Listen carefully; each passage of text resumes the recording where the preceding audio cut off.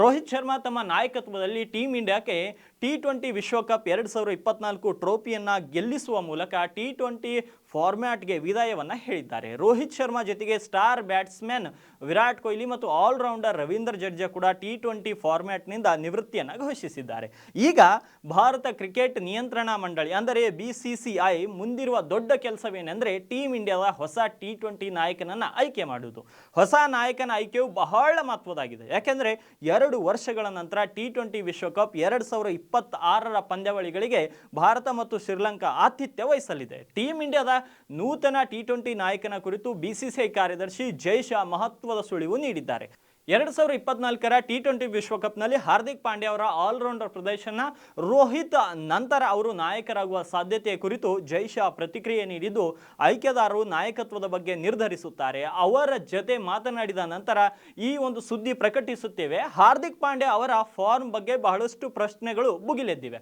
ಆದರೆ ಈಗ ನನ್ನನ್ನು ಸೇರಿದಂತೆ ಆಯ್ಕೆದಾರರಿಗೆ ಪಾಂಡ್ಯ ಮೇಲೆ ನಂಬಿಕೆ ಬಂದಿದೆ ಎಂದು ಹೇಳುವ ಮೂಲಕ ರೋಹಿತ್ ಶರ್ಮಾ ನಂತರ ಹಾರ್ದಿಕ್ ಪಾಂಡ್ಯ ಭಾರತದ ಹೊಸ ಟಿ20 ನಾಯಕರಾಗ್ತಾರೆ ಎಂಬ ಸುಳಿವನ್ನ ನೀಡಿದ್ದಾರೆ. ಹಾರ್ದಿಕ್ ಪಾಂಡ್ಯ ನಾಯಕನಾಗುವ ಎಲ್ಲ ಗುಣಗಳನ್ನು ಹೊಂದಿದ್ದಾರೆ. ಬ್ಯಾಟಿಂಗ್ ನಲ್ಲಿನ ಸಂಯಮ, ಗಂಟೆಗೆ 140 ಕಿಲೋಮೀಟರ್ ವೇಗದಲ್ಲಿ ಬೌಲಿಂಗ್ ಮಾಡುವ ಪ್ರತಿಭೆ, ಫೀಲ್ಡಿಂಗ್ ನಲ್ಲಿಯೂ ಚಾಣಕ್ಷತನ ನೋಡಿದರೆ ಪಾಂಡ್ಯಗೆ ಸರಿಸಾಟಿ ಯಾರೂ ಇಲ್ಲ ಅಂತ ಹೇಳಬಹುದು. ಆದರೆ ಈಗಾಗಲೇ ತಂಡದಲ್ಲಿ ರಿಷಬ್ ಪಂತ್, ಶ್ರೇಯಸ್ ಅಯ್ಯರ್, KL ರಾಹುಲ್ ಸೇರಿದಂತೆ ಅನೇಕ ದಿಗ್ಗಜ ಬ್ಯಾಟ್ಸ್ಮನ್ಗಳು ಕೂಡ ಭಾರತ ತಂಡದಲ್ಲಿ ಇರುವಂಥದ್ದು. ಅದೇ ರೀತಿ ಬೌಲಿಂಗ್ ನಲ್ಲಿಯೂ ಕೂಡ ಒಳ್ಳೊಳ್ಳೆ ಬೌಲರ್ಸ್ಗಳು ನಮ್ಮ ತಂಡದಲ್ಲಿ ಇದ್ದಾರೆ. ಹಾಗಾಗಿ ಯಾರಿಗೆ ಮುಂದಿನ ನಾಯಕತ್ವ ಕೊಡಬೇಕು ಅನ್ನೋ ಕುರಿತು ಈಗಾಗಲೇ BCCI ಚರ್ಚೆಯನ್ನು ನಡೆಸ್ತಾ ಇದೆ.